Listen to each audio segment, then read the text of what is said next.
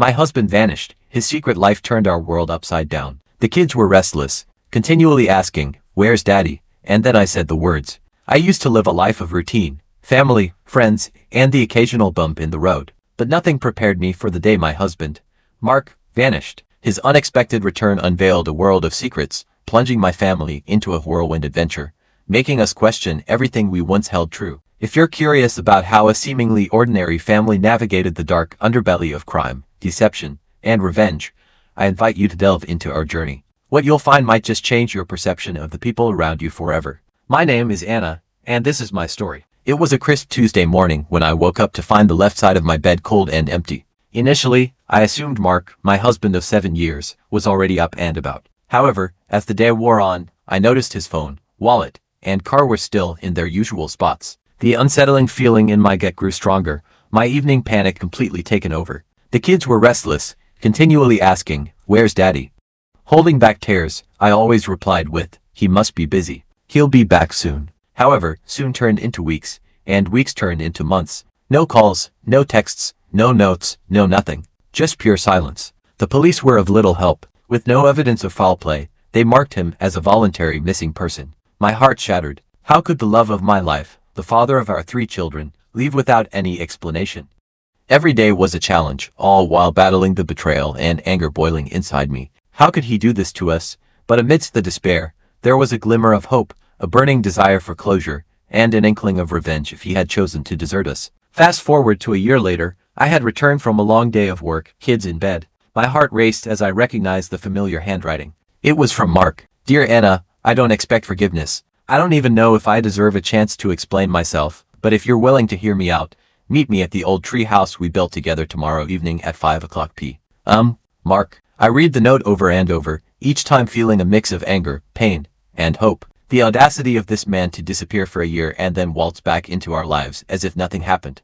Oh, he was going to get what was coming to him. The kids, sensing something was off, asked, "Mom, what's that?"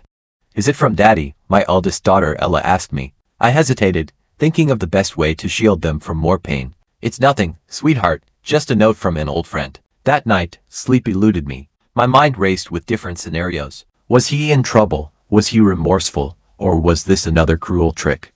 And then there was the burning desire for revenge. The pain he inflicted on our family was immeasurable, and I wanted him to feel a fraction of the anguish we had been through. A plan began to form. I was going to give Mark a taste of his own medicine, make him realize the weight of his actions. But first, I needed to meet him, to hear his side of the story. The day dragged on. Every tick of the clock felt like an eternity. As 5 o'clock p.m. approached, rage and anticipation wired within me. I left the kids with my neighbor and headed to our old tree house. He was there. He had lost weight and had a ruggedness to him that I hadn't seen before. "Anna," he whispered as I approached, his voice filled with sorrow. "I thought you'd never come." Little did he know that I was there with a plan, a purpose, and revenge was its name. The hollow look in his eyes did nothing to soften the stone my heart had become. The kids' endless nights of crying, the bills piling up, and my sleepless nights flashed before my eyes.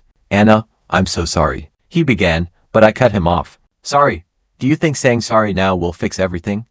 My voice trembled, not just with anger, but with the weight of the suppressed emotions from the past year. "Where were you, Mark? Why did you leave us?" Mark looked down, taking a deep breath. "I can't justify my actions, Anna. I made a terrible mistake, but I had my reasons." I laughed, a bitter sound. Reasons? What possible reasons could make a man abandon his family without a word? He looked up, his eyes pleading. "It's not as simple as you think, Anna. I had no choice. I was trying to protect you all. Protect us, by leaving us alone, vulnerable, and broken.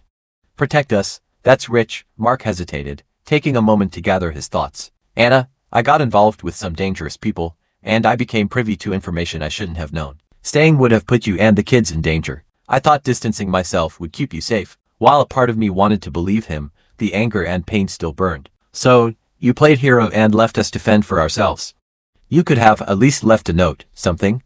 Instead, you left a gaping hole in our lives." Mark's voice was heavy with regret. "I know, and I can never make up for it, but I'm here now, and I want to make things right." That's when my plan for revenge kicked in. "All right, Mark, you want to make things right, here's what you're going to do." My revenge was simple but effective. Mark was going to experience the same loneliness, fear, and uncertainty that we had faced for the past year. For the next month, Mark would live in the treehouse, cut off from the world. No phone, no contact, no comfort. He would get a taste of what it felt like to be isolated. Every weekend, I would visit him, my heart a mixture of satisfaction and lingering pain. As I walked away, I couldn't help but feel a pang of satisfaction. This is for the kids, I thought to myself. He needs to understand the pain he caused. Over the next few weeks, each visit revealed a man more forlorn, but each visit also rekindled a spark. Though I only wanted him to feel the pain, I found Mark feverishly scribbling in a makeshift journal on week 4. He looked up, his eyes filled with a mix of pain and determination.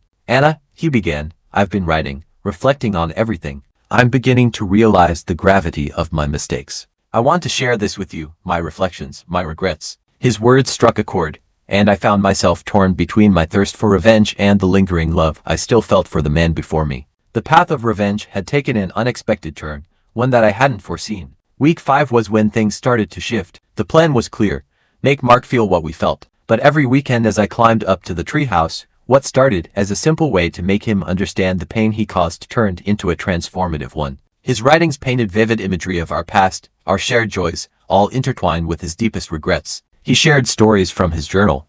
Day 28. Every day I wake up to the chirping of birds and the rustling of leaves in this treehouse. "Anna, I dreamed of our first date last night, the laughter, the stolen glances. Waking up to this reality feels like a nightmare. I understand now, more than ever, the magnitude of my mistakes." The anger inside me began to dissipate, replaced by a myriad of emotions. Memories flooded back: our first date, the birth of our children. The weight of my revenge suddenly felt heavy on my shoulders. One evening as I approached the treehouse, he was drawing our family. The raw emotion captured in that rudimentary artwork was palpable. "Anna," he said without looking up, "I've realized that living without you and the kids, even for this short period, is a fate worse than death. I feel a loneliness that's deeper than the physical isolation of this treehouse." His voice trembled. "Every day I see the kids playing in the backyard from this tiny window. It has been torture, but it's a pain I've earned." My heart ached. The revenge that once felt so justified now felt misguided. But if he was really trying to protect me, why did he get involved with these dangerous people in the first place? One day he handed me a folded piece of paper from his journal. It was a letter that addressed those questions. "Anna, I never meant for any of this. It started innocently enough, a business venture with an old college friend. Little did I know that they had ties to criminal syndicates, and I inadvertently became a witness to their illegal activities. I overheard plans, dangerous ones, and when they realized, I knew. My instinct was to protect you. But in my panic, I chose flight over fight. Every day I spent away was agony. The guilt consumed me, but the fear of those men finding you held me back. I thought staying away would keep you safe. Now I understand it was the worst mistake of my life." Mark spent the weeks not just atoning for his errors, but in making clear that he was ready to rekindle our bond. My revenge had set us on a path neither of us had expected, a path of understanding, healing, and redemption, but the journey was far from over. Mark's revelations about his entanglement with a criminal syndicate shocked me to the core. The weight of fear and insecurity from the past year now had a name. But the more pressing question was if he was telling the truth, and if he was, weren't we all in danger? He gazed out from the treehouse's tiny window. "I've thought of that, too," he admitted. "But I made sure to leave them with the strong impression that I wouldn't spill their secrets. They believe that if they leave our family alone, their operations remain safe." The very idea that we were bargaining our safety against the secrecy of a criminal empire was terrifying. But Mark had a plan. He had a lot of time to think after all. I reached out to an old contact, someone trustworthy from my college days. I've sent him everything I know, anonymously of course. If things go according to plan, they'll be rounded up soon, and we won't have to live in fear. As days turned into weeks, without revealing his identity, news started trickling in about arrests and raids on syndicate hideouts. The web of crime started to unravel, and we dared to hope. But revenge has a funny way of looping back to where it started. My actions, designed to punish Mark for his absence, had inadvertently put us on a collision course with a dangerous criminal empire. And while we reveled in our newfound hope, we knew that the conclusion was imminent. I began to notice unfamiliar cars parked at a distance, men in sunglasses watching the house. Paranoia gripped me. Had they connected the dots? Was Mark's cover blown? One afternoon as I played with the kids in the garden, an unknown number flashed on my phone. "Do you think you can hide from us?" a distorted voice threatened. "You'll regret it." Fear clawed at me. I turned to Mark and saw a somber expression on his face. He had overheard the call, but amidst the fear, an idea sparked. What if we turned the tables one last time? Together, we have to play their game, to outsmart them, he proposed. Mark sent out a message, one that indicated he had more information than he had previously shared and was willing to cooperate. The evening was tense, The quiet of the night was broken by the sound of approaching vehicles. Headlights flashed, silhouettes approached, and then all hell broke loose. Law enforcement agencies swooped in, catching them off guard. It was a dangerous confrontation, but it was one we had carefully planned. In the aftermath of the takedown, Mark's anonymity was preserved. He had played a pivotal role in bringing down a major crime ring, but that was secondary to our primary victory. Our family, once fractured and lost, was whole again. But was our journey truly over, or were we merely at the cusp of another adventure? Only time will tell. The next few months were a dizzying whirlwind. As a family, we took a collective decision to move. It wasn't just about evading remnants of the syndicate but about outrunning the specters of our past, a fresh start. Life in the countryside was different. Mark took up a teaching job in a local community college, and I started a small online business. Our once fractured lives were mending, though there were moments when the weight of our shared history would crash down on us. Memories of our past. One evening as Mark and I sat on our porch, a car approached in the distance, headlights beaming. Did they find us already? I thought. But then a familiar face stepped out, someone who had helped us the most during this nightmare, Brian. I'm afraid you are not fully in the clear yet. Brian began, his face grim. Some of the syndicate's members evaded arrest and they're regrouping. They might not know where you are now, but they're looking. Mark's face fell. I thought we were done with this. What do we do? Brian's face lit up and said, we just need something more, a final piece of evidence to put them away for good. The leader, the one truly pulling the strings, has been elusive. Mark leaned in, urgency in his eyes. What do you need from us? Brian responded, a chance to catch him. If Mark agrees, we will ensure your safety, of course, but if this works, it'll be the end, forever. I felt a shiver run down my spine. The thought of putting our family in danger again, was unbearable. With a heavy heart and after many discussions, it was time for one last game of cat and mouse. Brian's team meticulously planned the operation, ensuring layers of protection around Mark and our family. The chosen location was an old warehouse. I insisted on being close, hiding in a surveillance van with Brian. The night of the operation was agonizing. From the van I watched Mark and Brian as a lone figure walked into the warehouse. Hours dragged on until finally, a limousine pulled up. With a hidden camera I could see the face of the final man, his face hidden by shadows. As they conversed, the warehouse was rigged, with hidden exits and secret entrances. Suddenly a cloud of smoke in the area. Through the haze, dark shadowy figures appeared and surrounded Mark. Shots were fired. My heart leapt. Where's Mark? I thought, panic flooding me. After what felt like an eternity, the smoke cleared, and Mark emerged from the smoke. Beside him, handcuffed,